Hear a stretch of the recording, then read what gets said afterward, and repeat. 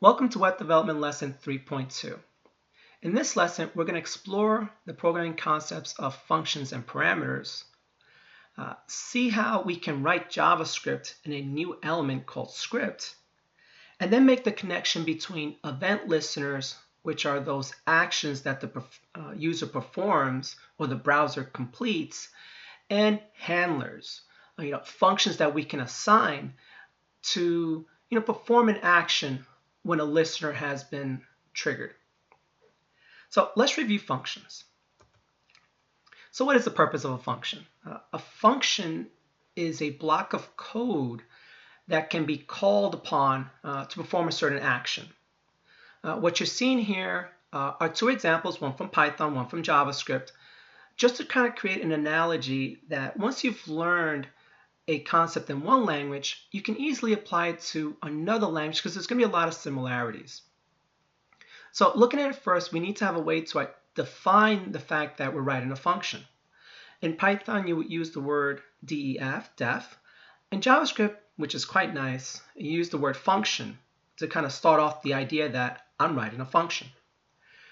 The next part is the same in both languages, and I would say actually in all languages. You have to define the name of the function, what you're going to call this block of code. So in this case, we're using the function name of hello. After that come the parentheses, which is used in many languages as the next step after the function names. What you can put inside the parentheses are called parameters. Parameters are additional pieces of information that a function can take in order to complete its job. So in this case, in order for us to say hello, we need to know the person's name. And that's what's being passed in as a parameter. Again, this will make more sense when we go to the next slide. In Python, you would use the colon to kind of terminate the fact that this is your function header. In JavaScript, you would then follow the last parenthesis with the curly bracket. You'll be seeing the curly bracket a lot throughout JavaScript. It's how you create a block of code. If you're familiar with Python, the way Python creates a block of code is by the indentation or the spacing of the next set of instructions. After that, then we have our instructions. So in Python, we could simply use the print statement to display something to the console. And in JavaScript, we could use the alert to create a pop-up window. And you can even see that the code's identical of hello plus name, which is using another concept of string concatenation. How do we add two pieces of strings together? So this is just the idea of defining the function. Then we have to actually use the function. So this is called calling the function. And one of the nice things you see here is that it doesn't matter which language you're in, it's pretty much the same way, which is you state the name of the function, and if the function needs some additional information, you provide it. So in this case, I'm providing my last name of Castro. In Python, based off that previous slide we had, you can see here that it would display to the console, hello Castro. In the JavaScript version, it would display the alert because that's the code that we had inside the function. So remember, using function is twofold. First, you have to actually define it, and then you have to call it. If you don't ever call a function, then the function is kind of useless. All right, so let's get to a live example on Replit. All right, so this is a pretty blank Replit. I want to point out a couple of sections here. You may know from a previous video that this is how we can do internal CSS. But you've learned also to provide CSS using an external file. Well, the same thing happens with JavaScript. We can have a script element where we can provide internal JavaScript, but we can also have the script.js, which has our external JavaScript. For styling, we're able to import our style.css using this line, the link href. For JavaScript, it's a little simpler in that we could simply provide another script tag with the source of where our JavaScript is. So you would simply put the name here. In the next couple of videos, we're going to stick to internal JavaScript, unlike the way we introduced CSS, which was to introduce the external CSS first. The reason for that is we want you to be able to see the elements that you're interacting with as you program. Eventually, we'll transition to writing our code in external JavaScript. So let's add a quick element. So let's say we have a span, and we want to do something when we click on it. Remember, this is called an event listener. Now, an event listener needs something to perform an action when it's triggered.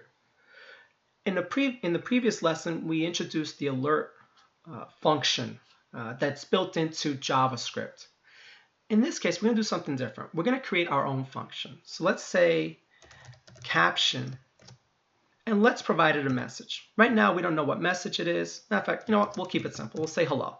Hello world as our first or second first program, if you want to call it that, because I'm pretty sure we did a hello world in the first one. And we'll simply say greeting.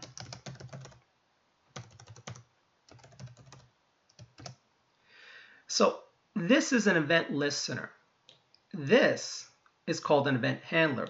We'll review this a little bit more later, but just to make that distinction, that these are two key terms when adding JavaScript to HTML, that you need a listener and you need a handler. Let's go up to our script section, and let's create this function caption that we're using to call.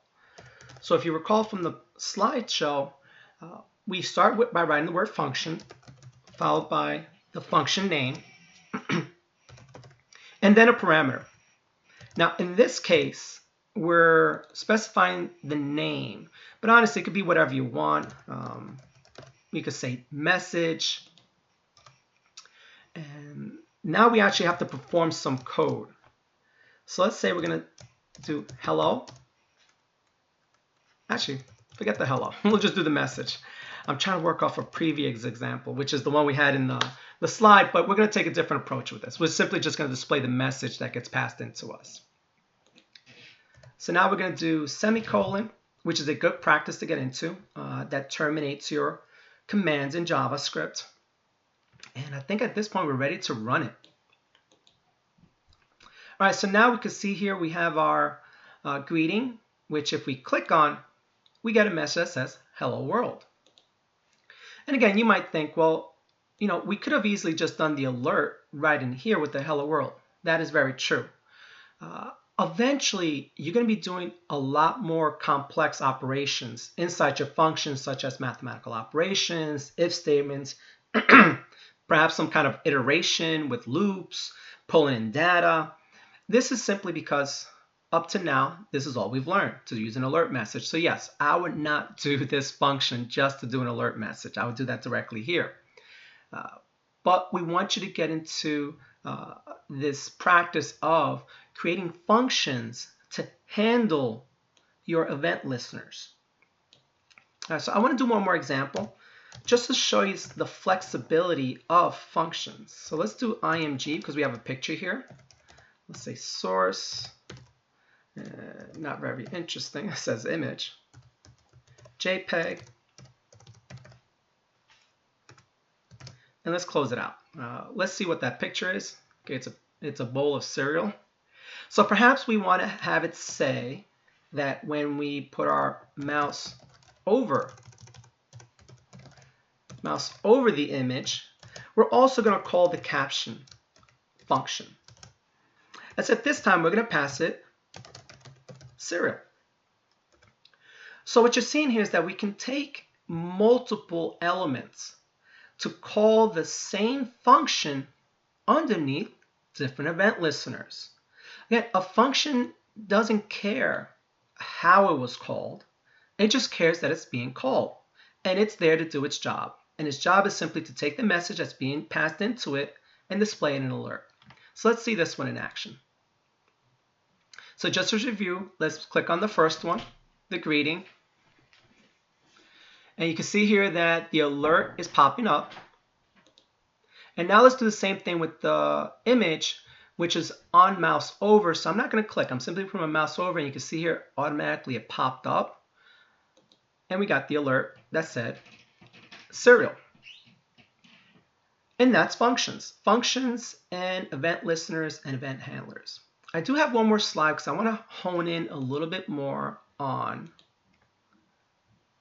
this idea here. Okay, so event listeners are the actions performed by the user or possibly the browser.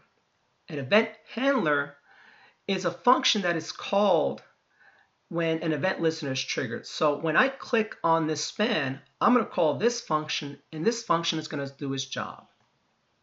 So let's go back to the first slide and review what we've done. So we've discussed functions, its purpose, to include parameters and how they're useful for functions. We introduced the script element as a way of doing internal JavaScript, but we also discussed how there is a way to do external JavaScript, which we'll explore in future lessons, and the connection between event listeners, event handlers, and functions. All right, so be patient. It's going to get more exciting. Enjoy.